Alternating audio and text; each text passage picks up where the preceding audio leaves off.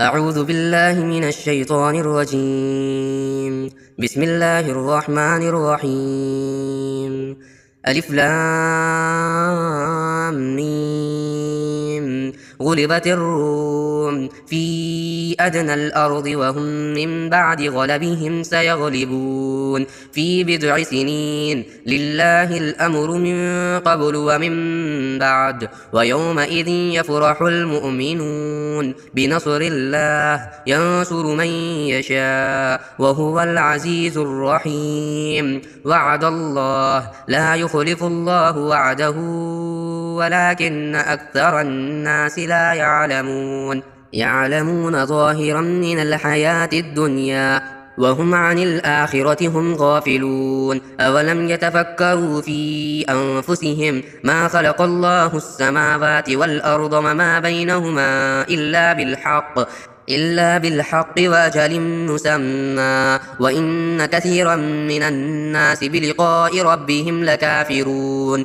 أولم يسيروا في الأرض فينظروا كيف كان عاقبة الذين من قبلهم كانوا أشد منهم قوة وأثاروا الأرض وعمروها أكثر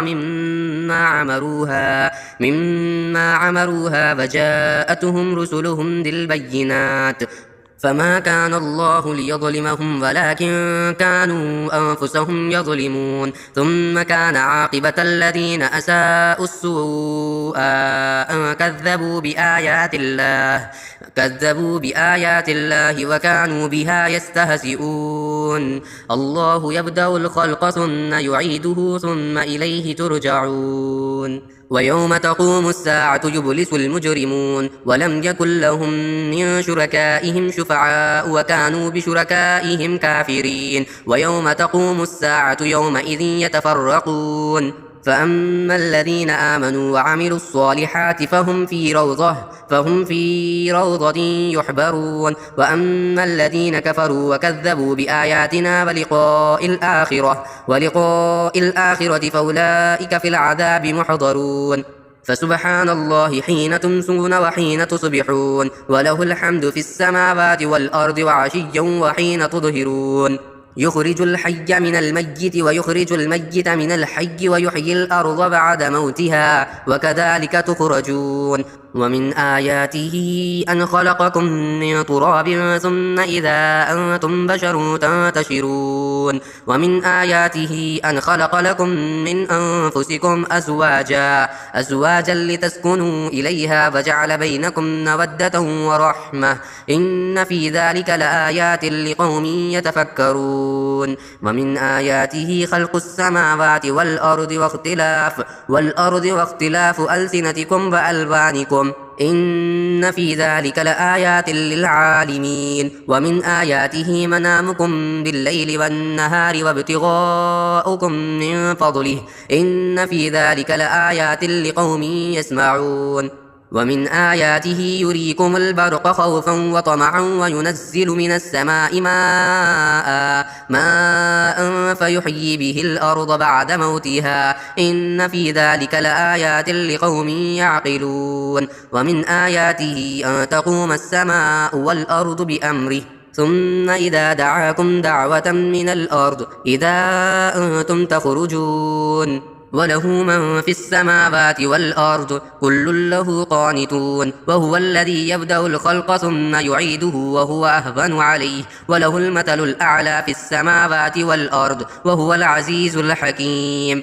ضرب لكم مثلا من أنفسكم هل لكم مما ملكت أيمانكم من شركاء فيما رزقناكم فأنتم فيه سواء تخافونهم كخيفتكم أنفسكم كذلك نفصل الآيات لقوم يعقلون. بل اتبع الذين ظلموا أهواءهم بغير علم فمن يهدي من أضل الله وما لهم من ناصرين.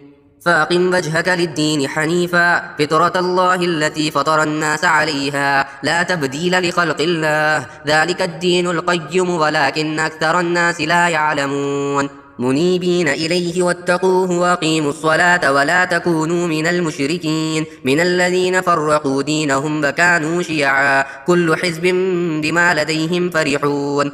وإذا مس الناس ضر دعوا ربهم منيبين إليه ثم إذا أذاقهم منه رحمة إذا فريق منهم بربهم يشركون ليكفروا بما آتيناهم فتمتعوا فسوف تعلمون أم أنزلنا عليهم سلطانا فهو يتكلم بما كانوا به يشركون وإذا أذقنا الناس رحمة فرحوا بها وإن تصبهم سيئة بما قدمت أيديهم إذا هم يقنطون أولم يروا أن الله يبسط الرزق لمن يشاء ويقدر إن في ذلك لآيات لقوم يؤمنون فآت ذا القربى حقه والمسكين وابن السبيل ذلك خير للذين يريدون وجه الله وأولئك هم المفلحون وما آتيتم من ربا ليربو في أموال الناس فلا يربو عند الله وما آتيتم من زكاة تريدون وجه الله فأولئك هم المضعفون الله الذي خلقكم ثم رزقكم ثم يميتكم ثم يحييكم هل من شركائكم من يفعل من ذلكم من شيء سبحانه وتعالى عما يشركون ظهر الفساد في البر والبحر بما كسبت أيدي الناس ليذيقهم بعض الذي عملوا لعلهم يرجعون قل سيروا في الأرض فانظروا كيف كان عاقبة الذين من قبل كان أكثرهم مشركين فأقم وجهك للدين القيم من قبل أن يأتي يوم لا مرد له من الله يومئذ يصدعون من كفر فعليه كفره ومن عمل صالحا فلأنفسهم يمهدون ليجزي الذين آمنوا وعملوا الصالحات من فضله إنه لا يحب الكافرين ومن آياته أن يرسل الرياح مبشرات وليذيقكم من رحمته ولتجري الفلك بأمره ولتبتغوا من فضله ولعلكم تشكرون ولقد أرسلنا من قبلك رسلا إلى قومهم فجاءوهم بالبينات فانتقمنا من الذين أجرموا وكان حقا علينا نصر المؤمنين الله الذي يرسل الرياح فتثير سحابا فيبسطه في السماء كيف يشاء ويجعله كسفا فترى الودق يخرج من خلاله فإذا أصاب به من يشاء من عباده إذا هم يستبشرون وإن كانوا من قبل أن ينزل عليهم من قبله لمبلسين فانظر إلى آثار رحمة الله كيف يحيي الأرض بعد موتها إن ذلك لمحيي الموتى وهو على كل شيء قدير ولئن أرسلنا ريحا فرأوه مصفرا لظلوا من بعده يكفرون فإنك لا تسمع الموتى ولا تسمع الصم الدعاء إذا ولوا مدبرين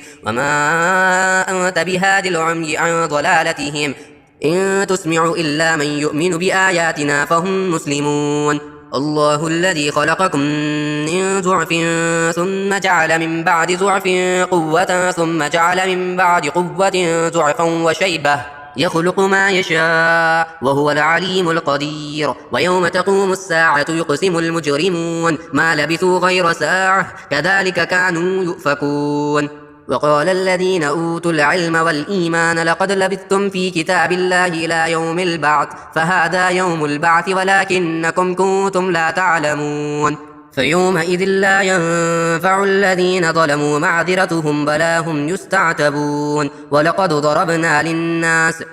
ضربنا للناس في هذا القرآن من كل مثل ولئن جئتهم بآية ليقولن الذين كفروا إن أنتم إلا مبطلون كذلك يطبع الله على قلوب الذين لا يعلمون فاصبر إن وعد الله حق ولا يستخفنك الذين لا يوقنون